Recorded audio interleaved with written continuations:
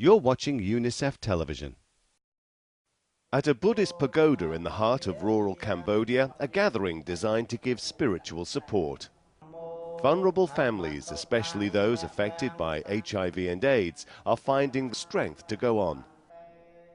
People like Ken Chanti and her husband, both HIV positive, regularly attend meditation sessions.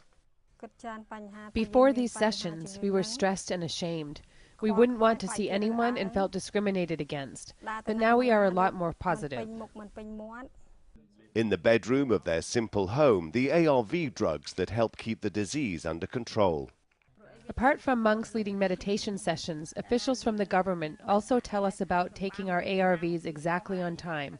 We know our lives depend on it.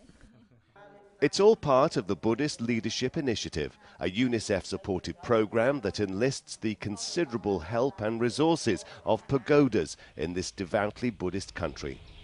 From UNICEF's point of view, the support monks provide to families affected by HIV is critically important because they address the spiritual needs of Buddhist people, as well as they help to mobilize material support for affected families. The vast majority of these families are impoverished and live well below the poverty line. As part of the effort, Venerable Monk Kun Kat received special training to support people living with HIV and AIDS, combining it with the central Buddhist practice of compassion and helping those in need. Buddhism teaches that we cannot live in isolation. Even if you have difficulties or challenges, you have to live in a society. On this day, Kun Kat is visiting a neighbouring pagoda where children are meeting. They are all vulnerable in one way or another. Some are HIV positive, others are from AIDS-affected households, some are struggling with other issues. All these children need support and guidance. And Kun Kat can draw on his own experiences of losing both parents at age 12. At the end of these sessions, material help such as school supplies and money is handed out, which supports children both materially and spiritually. The government also plays a key role in linking communities with a range of services. The material and the spiritual must go along hand in hand. You cannot just give money without education and advice.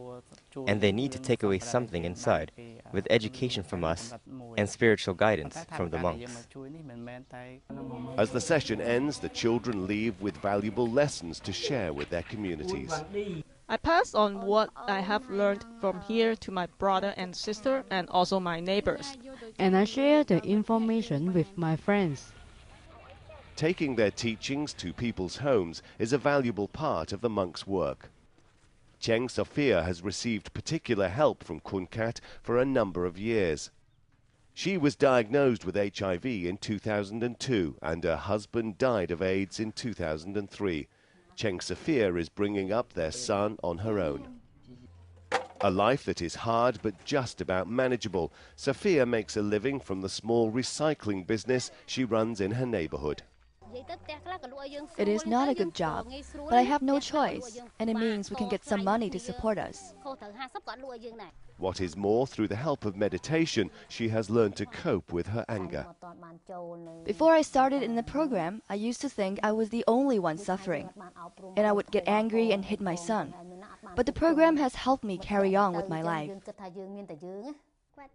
There are still days when she does not feel good, but now she won't hit me anymore. Clearly helped as a family, these home visits have a wider impact on rural communities like this one. So that has been instrumental in helping to reduce stigma and discrimination, because even after 10 years into the epidemic in Cambodia, stigma and discrimination is prevailing.